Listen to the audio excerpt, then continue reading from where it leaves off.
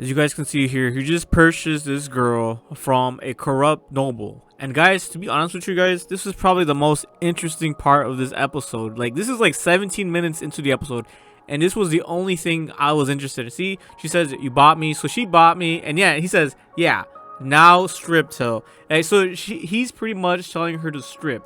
So if you guys don't know who Till is, it's just this character. It's just some random NPC, honestly, because I think, so he says right here, now strip, so he's asking her to strip. Long story short, he says you cost a lot. Oh my god. But yeah, so she's pretty much gonna be Thanos snapped, I think, guys. I mean, this is only episode 1, so I don't really know, but it feels as if she's not gonna come back, because towards the end of the episode, she doesn't choose to follow him and says, I'm gonna go find something, you know, in my life. I gotta make sure. So he only asks her to strip only to check up on her. So yeah, guys, this guy is actually a healer, and he's actually one of the most broken healers out there.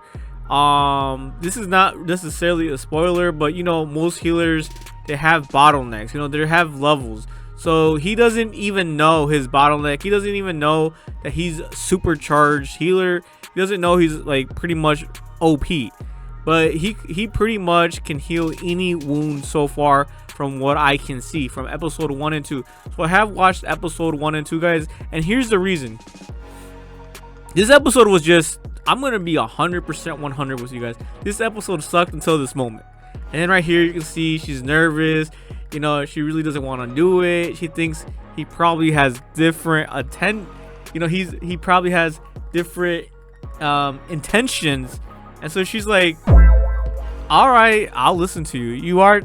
You did technically just buy me. I was technically a slave, and she technically is a slave. So she's thinking, you know, he has these totally, you know, lewd intentions. But of course, he's a doctor, he's a healer. He wasn't really trying to do anything beyond, you know, doing his job, doing his healing. So yeah, guys, this was the only interesting part. So this is the only thing I really like gave it another chance. You know, after this episode, I was like, damn, it was such a snore fest. I was like, damn, I don't like, they introduced the other characters. They introduced this gal right here. She's pretty much like an ogre, the leader of the Orgas. And then they introduced this girl right here, Liga. And then of course we know Xenos. And then they introduced Lily in the beginning, you know. And now of course, and then of course we see Carmilla in the beginning. It's very, you know, oh, she actually has a biography, which I'm gonna read right now. Carmilla lives on the 2nd floor of the sanitarium. She is feared by the people, but in reality, she is a mischievous and talkative woman. She often makes fun of Xenos.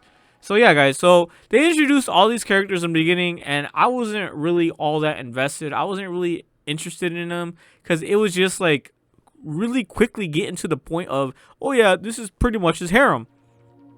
And so I wasn't really that interested or invested in these characters until, of course, Till came along, and then this whole scene happened, and I'm thinking like, god damn.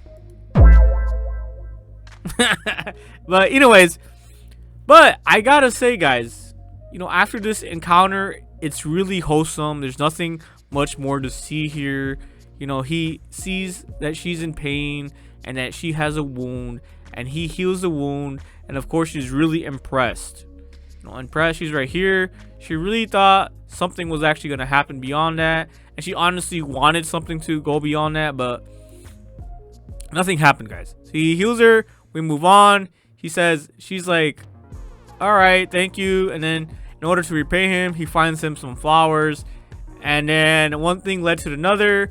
She goes on and we never see her again. At least not in episode 2. So she really just gets Thanos snapped. In episode 2, we really don't see her much after that.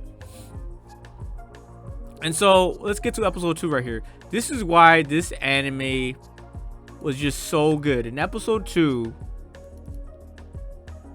we actually got to see more of his past and why he was thrown out, because apparently he's someone from the slums and they didn't want to be associated with him.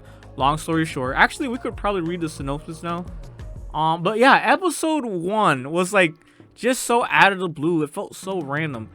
But here's the synopsis. Episode 2 actually feels like episode 1. So I'm gonna read it straight from my anime list. The source is J Novel Club.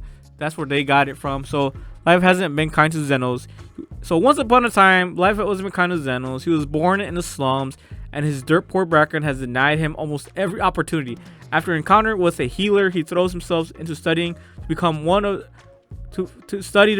and finally catches a break when an adventurer invites Zenos into his party. Zenos is thrilled, so thrilled in fact, he's willing to put up with his teammates treating him like garbage. They fail to appreciate his talents and ultimately kick him out of the curb, claiming he's outlived his usefulness to them. So you guys can see here, they really didn't appreciate him. Now, bereft of money, so he's out of money and out of options, Zenos decides to put his self-taught skills to use elsewhere and opens an underground clinic. Word quickly spreads about the brilliant healer working incredible magic in the city's shadowy underbelly. Even the royal palace is taking notice. Okay, we really didn't see that in episode 2. Yeah, I don't want this OP to go on here. So you can see here they were looking for a place. They really, and then they showed how they saved this gal too. Her name is Lily. They showed her background, which is so refreshing. We got to see more of her background, and it just didn't feel like episode 2 just felt like it should have been episode 1. Like they totally flopped this time. They really flopped it. They should have just made episode 2 episode 1, and made episode 2 be episode 1 be episode 2. Like, what the fuck, man? Anyways, 2020 hindsight is like right there, but whatever. Anyways, can Zenos buck the odds and carve out a life for himself in a world that spit in his face? And can he save the lives of the patients who wind up on his doorstep in the process? So far, all the gals we met in episode 1 have been healed. Even this elf girl was healed. Everyone he's encountered, he's just healed, and so everyone was just charmed by him. But this Wreath was actually subdued by him by showing his OP powers of healing and even protection. We see how OP his protection is. It's able to block pretty much anything.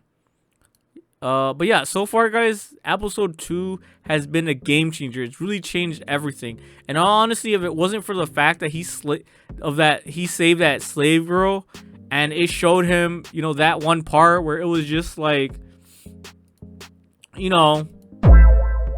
if it wasn't for that, I would have just dropped after episode 1. No, honestly. But then I was like, all right, they're kind of hinting something here and there. I'm gonna give it a second chance and watch episode 2, and it really just paid off, guys. Episode 2 was just so well done. It was so refreshing. It felt like I was watching an anime, a proper anime again. You can see here he's healing the arm, and I don't want to show everything, just to have you guys enjoy episode 2 the same way I enjoyed it. So if you guys didn't really enjoy episode 1, go right ahead and watch episode 2, and it will just totally change this anime. It will totally just actually allow you to enjoy it, because all of episode 1 was like a snore fest until that part. 17 minutes in or so, I think it was like 15 to 16 minutes in. First 15 minutes were like a snore fest, and then the other half was actually like entertaining. And then of course that allowed me to give it another chance, watch episode 2, and then episode 2 just crushed it. But that is all, guys. Peace.